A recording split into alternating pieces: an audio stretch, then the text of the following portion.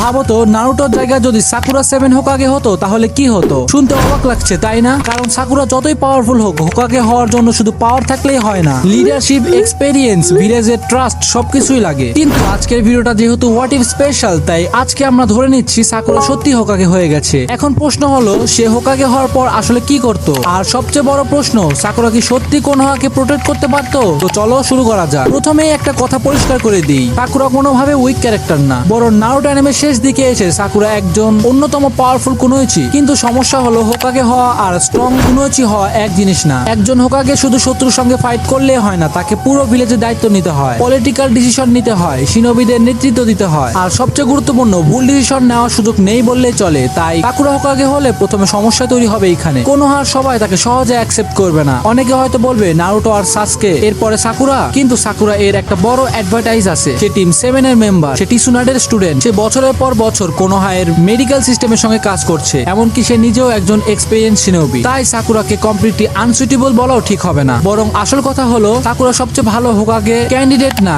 কিন্তু অপশন কমে গেলে সে খারাপ ক্যান্ডিডেটও না। এবার ধরো শিকামারু কোনো কারণে হোকাগে হওয়ার দায়িত্ব নিল না, কাকাশি আবার নিজের পিসফুল লাইফে ফিরে গেল, নারুটো আর সাসকে দুজনেই নেই, আর কোনোহায়ের সামনে তখন সবচেয়ে বড় থ্রেড হচ্ছে আকাসুকি। এমন সলিউশনে কোনোহা কি করবে? তখন সাকুরার সামনে দায়িত্ব আসতে পারে, কারণ অন্তত একটা জিনিস নিশ্চিত, সাকুরা কোনোহাকে কখনো বিট্রে করবে না। সে নিজের ভিলেজের জন্য শেষ পর্যন্ত লড়বে, আর একজন হোকাগের জন্য এই লয়ালিটি অনেক গুরুত্বপূর্ণ। কিন্তু এখানে শুরু হবে আসল সমস্যা। সাকুরা হোকাগে হওয়ার পর তখন সামনে থাকবে জুরা, মোমোসিকি, কোডের মতো ভয়ানক থ্রেড। এখানে শুধু ট্রেস দিয়ে কাজ হবে না, কারণ তুমি যতই পাওয়ারফুল হও, একটা ভুল ডিসিশন কোনোহাকে শেষ করে দিতে পারে। আর সাকুরা সবচেয়ে বড় উইকনেস হবে এইখানেই। সে একজন ব্রিলিয়ান্ট ফাইটার হলেও শিকামারুর মতো ট্র্যাজিক মাস্টারমাইন্ড না। শিকামারু যুদ্ধ শুরু হওয়ার আগেই অনেকগুলো পসিবিলিটি নিশ্চিত করতে পারে। অর্থাৎ শিকামারু হলো ব্রেন ফার্স্ট লিডার, আর সাকুরা হবে strongest medical support best leader. তবে সাকুরা হোকাগে হলে তার একটা বড় অ্যাডভার্টাইজ থাকবে মেডিকেল ডিপার্টমেন্ট। সাকুরা নিজেই কোনোহায়ের মেডিকেল সিস্টেমের সবচেয়ে গুরুত্বপূর্ণ শিনোবির মধ্যে একজন। একটা বড় যুদ্ধ শুরু হলে সাকুরা শুধু নিজে ফাইট করে না, সে পুরো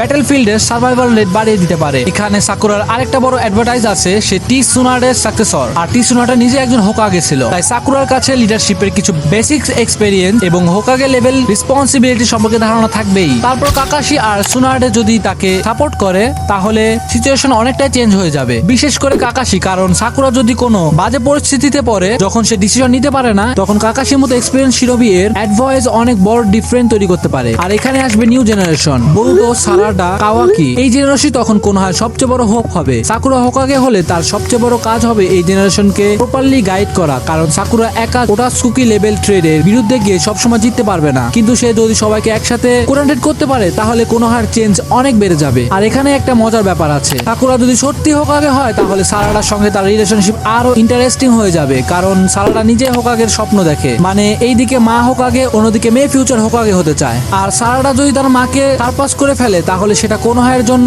ক্রেজি সিচুয়েশন হবে, কারণ সাকুরা সেখানে টিসুনাডের লিগাসি কেয়ার করছে, সারাডা তখন সাকুরা এর লিগারিসি কেয়ার করবে। অর্থাৎ পুরো মেডিকেল নিনজা আর হোকাগের লিগারিসি একটা জেনারেশন থেকে আরেকটা জেনারেশনে চলে যাবে। কিন্তু এবার আসি সবচেয়ে ডার্ক পসিবিলিটিতে। সাকুরা হোকাগে হওয়ার পর যদি কোনোহায়ের উপর এমন একটা অ্যাটাক হয় যেখানে পুরো ভিলেজ ধ্বংস হওয়ার পসিবিলিটি আছে, তখন সাকুরা কি করবে? আমরা সাকুরাকে একটা জিনিসের জন্য খুব ভালোভাবে চিনি, সে নিজের কাছের মানুষদের বাঁচাতে নিজের জীবন রিস্ক করতে পিছপা হবে না। তাই একটা এক্সট্রিম সিচুয়েশনে সাকুরা নিজের লাইফ স্যাক্রিফাইস করতেও পারে। ধরো শেষ মুহূর্তে একজন পাওয়ারফুল এনিমি কোনো হাতে অ্যাটাক করলো, নারুটো নেই, সাসকে নেই, আর নিউ জেনারেশন এখনো পুরোপুরি রেডি হয়নি। তখন সাকুরা বুঝতে পারলো, সে যদি এখন পিছপা হয়, কোনোহা শেষ। পুরো ভিলেজকে প্রোটেক্ট করতে গিয়ে সাকুরা হয়তো শেষ পর্যন্ত নিজের জীবনও স্যাক্রিফাইস করবে। এটা অবশ্যই নিশ্চিত ঘটনা না, কারণ এটা আমাদের হোয়াট ইফ টাইমলাইন। কিন্তু সাকুরার ক্যারেক্টার অনুযায়ী এটা কমপ্লিটলি পসিবলও না, কারণ দিন শেষে সাকুরা একজন লয়াল শিনোবি, আর হোকাগে হওয়ার পর তার কাছে কোনোহায়ের মানুষ নিজের থেকেও বেশি ইম্পর্টেন্ট হয়ে যাবে। তবে এখানে একটা প্রশ্ন আছে, তাহলে সাকুরা কি নারুটোর মতো ভালো হোকাগে হতে পারতো? সত্যি কথা বলতে